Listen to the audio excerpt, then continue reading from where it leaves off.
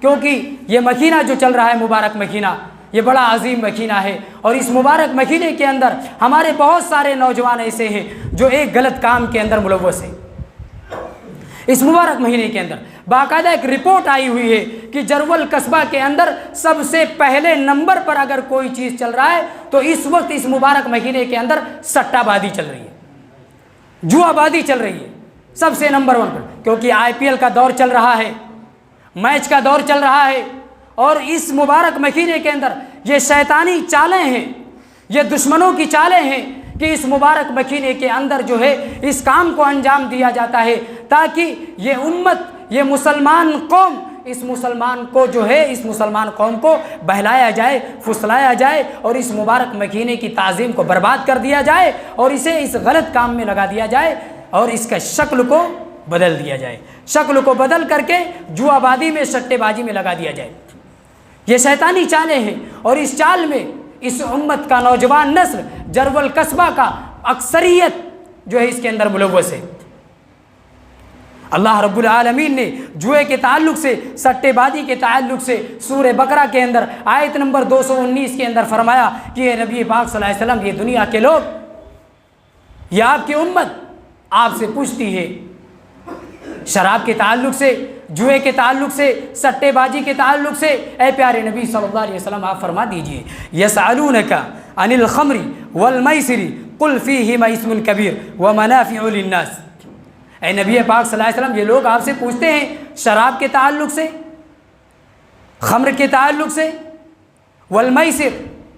اور جوئے بازی کے تعلق سے، سٹے بازی کے تعلق سے آپ سے پوچھتے ہیں، سوال کرتے ہیں۔ آپ کہہ دیجئے قل فیہما اسم کبیر، یہ بہت بڑا گناہ ہے، یہ بہت بڑا گناہ ہے۔ اور پھر آگے اللہ کے رسول صلی اللہ علیہ وسلم کی زبان کے ذریعے اعلان کرایا گیا کہ وہ منافع للناس، ایسا نہیں ہے کہ اس شراب کے اندر، اس جوئے کے اندر خرابی ہی خرابی ہے، فائدہ ہے، وہ منافع للناس، فائدہ ہے لوگوں کے لیے، شراب کے اندر، جوئے کے اندر بھی فائدہ ہے، لیکن یہ فائدہ صرف دنیاوی ہے۔ شراب پیے گا انسان، اس کو دنیاوی فائدہ ملے گا، جسم چست پھرت ہو جائے گا، تھکان دور ہو جائے گی، بدن کے اندر چستی آ جائے گی، طاقت وہ اپنے اندر محسوس کرے گا، یہ دنیاوی فائدہ اس کو ضرور حاصل ہوگا۔ لیکن اس چند 2 ٹکے کے فائدے کی وجہ سے ایک کبیرہ گناہ کے اندر یہ امت ملوث ہو جائے گی۔ اس امت کو منع کر دیجئے، روک دیجئے، اور اگر یہ سٹے بازی کرتے ہیں، اگر یہ جوئے کھیلتے ہیں تو ان کو بتلا دیجئے کہ دنیا کے اندر ان کو مال ضرور مل سکتا ہے، سٹہ لگائیں گے، جوا کھیلیں گے، 100 روپیہ لگائیں گے، 1000 روپیہ بنائیں گے، 1000 لگائیں گے، 10,000 بنائیں گے، 10,000 لگائیں گے، 50,000 بنائیں گے، 1 لاکھ بنائیں گے،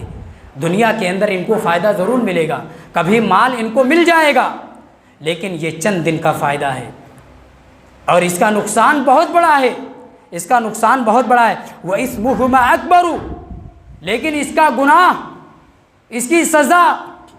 بہت بڑا ہے۔ وَإِثْمُهُمَا أَكْبَرُ مِن نَفْعِهِمَا، اس کے فائدے سے کہیں زیادہ بڑا ہے۔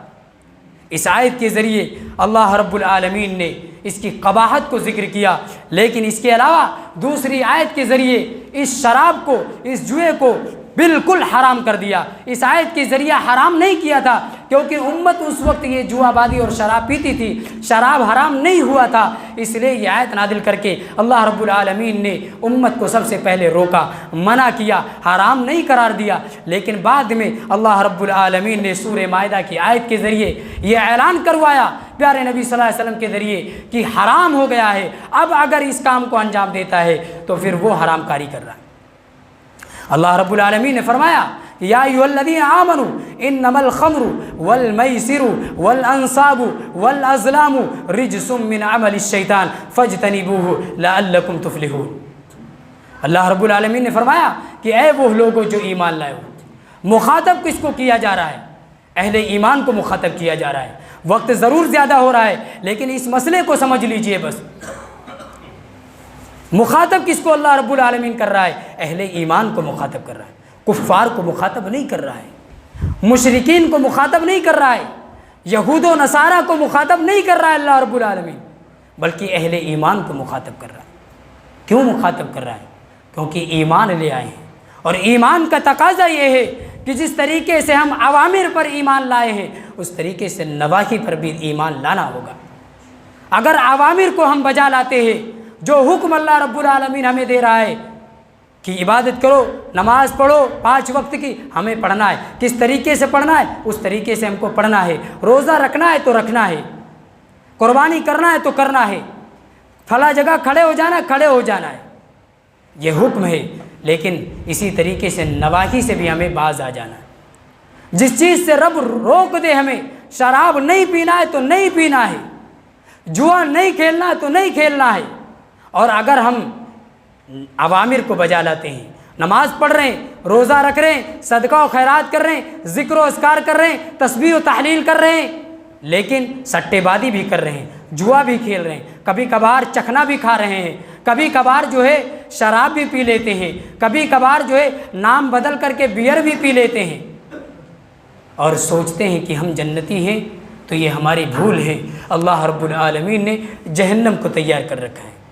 اللہ رب العالمین نے جہنم کو تیار کر رکھا ہے، اور فرمایا ہے کہ خالدین فیہا، اس آگ کے اندر تم کو ڈال دیا جائے گا، اس آگ کے اندر تم ہمیشہ ہمیشہ رہو گے، اور ہم تمہیں ایندھن بنا دیں گے، جہنم کا ایندھن بنا دیں گے ہم تمہیں۔ اگر تم نے شراب نوشی نہیں چھوڑی، سٹے بازی نہیں چھوڑی، جوا بازی نہیں چھوڑی، فال نکالنا نہیں چھوڑا،